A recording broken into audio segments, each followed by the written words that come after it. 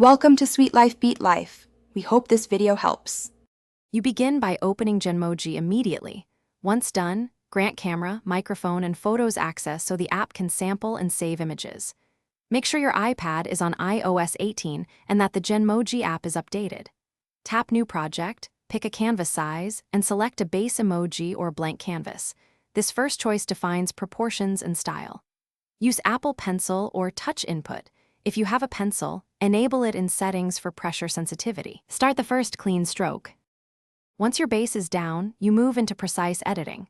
Create layers for base, details, and effects, and lock the base layer to avoid accidental changes.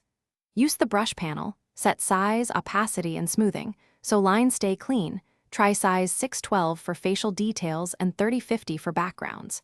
Make sure to use the color picker and eyedropper to maintain palette consistency, and use transform to nudge features by pixels. If you need symmetry, enable the mirror tool before refining. To finish, export your Genmoji by tapping Share, choose PNG or Hike and set resolution. Pick transparent background if you'll overlay the emoji.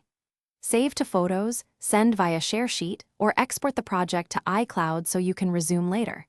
If the app stutters, reduce canvas resolution or close background apps and restart Genmoji. That usually clears memory hiccups. Finally, if colors look off, toggle color profile in settings and re-export to ensure accurate display on other devices. Thanks for watching. Consider subscribing if we helped you.